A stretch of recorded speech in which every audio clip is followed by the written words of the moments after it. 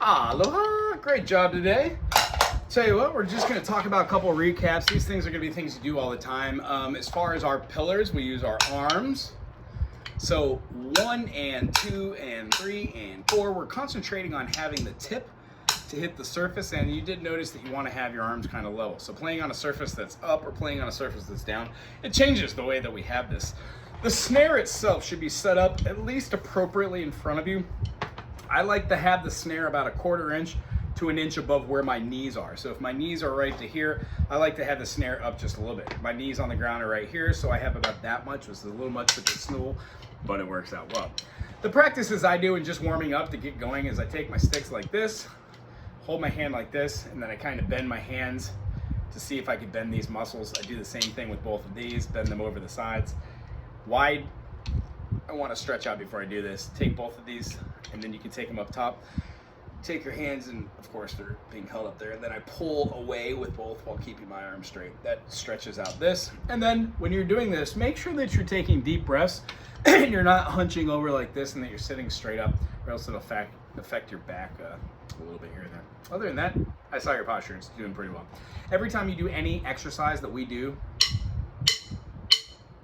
you count yourself in. If we were in 6-4, we would count in.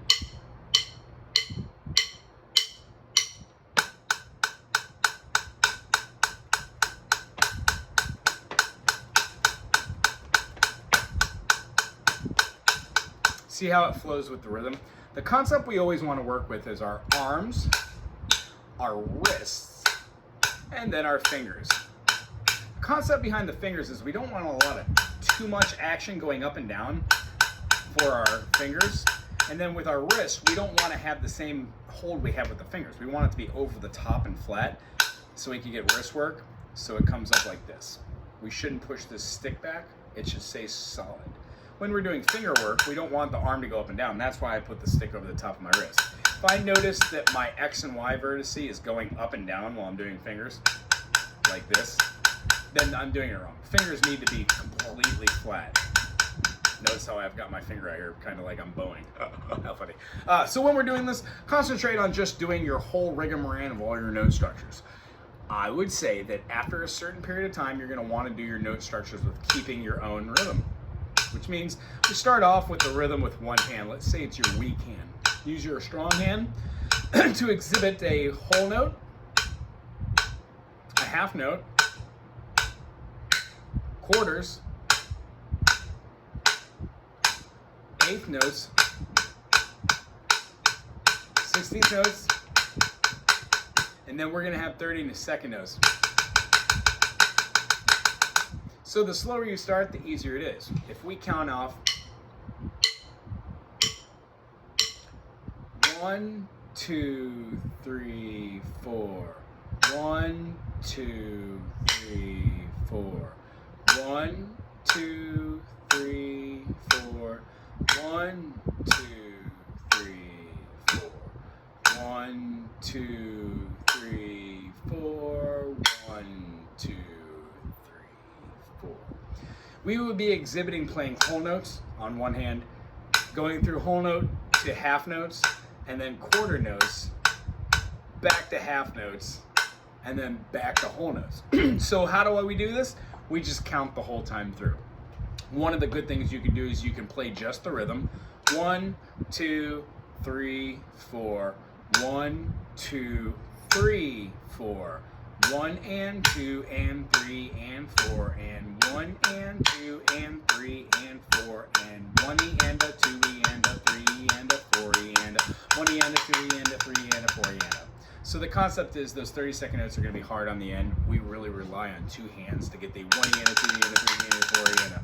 Because it's easier to have a 1 E and a 1 E, 1 E, 1 E and a 2 E and a 3 E and a 4 E and a 1 E and a 2 E and a 3 E and a 4 E and a with two hands than it is with one. So we have whole notes, half notes on the 1 and 3, quarters on each beat, eighth notes on the 1 and then the 16 notes on 1 E and a 2 E and a 3 E and a 4 E and a. We want to concentrate on our wrist doing some of the work, like 1, 2, 3, 4, but on the E and a, they're finger work. 1 E and a 2 E and a 3 E and a 4 E and a. So the concept is start slow, go fun, havoc, blast. If we're doing 1, 2, 3, 4, we could have a whole note, a half note, quarter notes, eighth notes, 16th notes. Switch.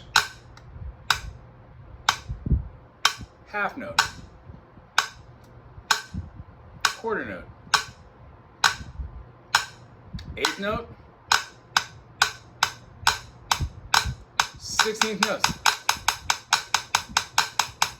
Go up to that speed, and then if you want to, you can try 30-second notes if you get down to that. So, concept with that is the rudiments that we'll be doing.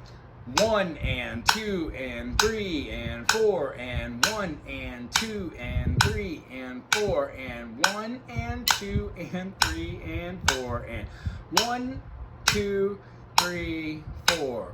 1 E and a 2 E and a 3 E and a 4 E and a 1 E and a 2 E and a 3 E and a 4 E and a 1 E and a 2 E and a 3 E and a 4 E and a. Those last ones are 30-second notes with the 1 E and a 2 E and a 3 E and a 4 E and a 1 E and a 2 E and a 3 E and a 4 E and a 1 E and a 2 E and a 3 E and a 4 E and a 1 E and a 2 E and a 3 E and a 4 E and a 1 E and a 2 E and a 3 E and a 4 E and a. There isn't exactly a right way to play your 16th notes unless you play them on every single limb and play them with every different possible combination. We'll get into how we do that with other resources, but let's skip over to our beat. We will be having 1, 2, 3, 4 as our quarter notes over the top on our hi-hat, which means foot is going to go on the hi-hat controller, keeping it closed the whole time. We're going to have 4 consecutive beats. The snare is going to come in on the 3. So if we're counting 1 and 2 and 3 and 4 and 1 and 2 and 3. I'm lifting my hand on the and of 2 to come down on the 3. The reason why it feels right is because that concept allows you to lift and then use no energy to just use that drop for the 3. So if we had 2, 3, 4, 1, 2, 3, 4. 1 and 2 and 3 and 4 and quarter, quarter, 1, 2, 3, 4.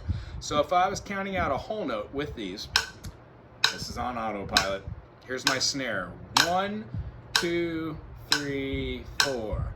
1, 2, 3, 4. Now, it sounds like I'm playing on the 1, but actually it's the 3. 4, 1, 2, 3. The concept is it only has validation when you give it a beat. So when we add in the kick and we have something on the 1, we would have our 3, 3, 4, and 1, 2, 3, 4. Kick, snare, kick, snare, kick, snare, kick, snare. Raising our foot on the and of 4 to fall on the 1, 1 and 2 and 3 and 4 and 1 and 2 and 3 and 4. Hope that this is self-explanatory enough. Keep this beat up this week, and at the last thing, if you want to, try opening up your hi-hat control on the 4. You would have quarter,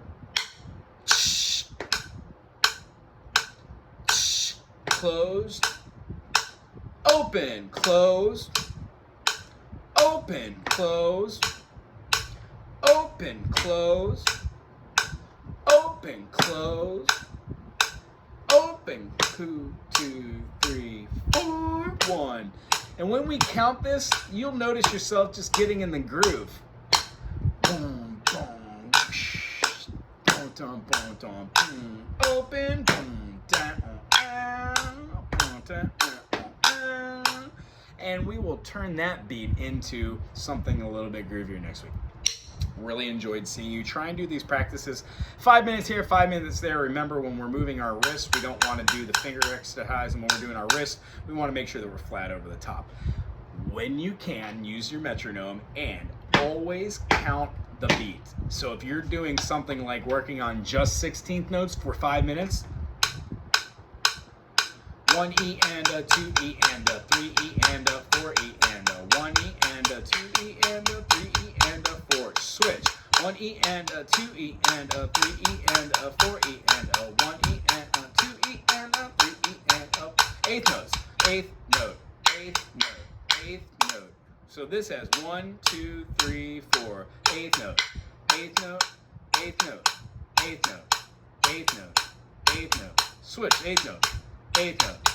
Eighth note. See how I'm keeping the beat with at least one hand while doing the rhythm with the other? That's the whole purpose. Anyway, it's wonderful seeing you. I will see you next week. Aloha.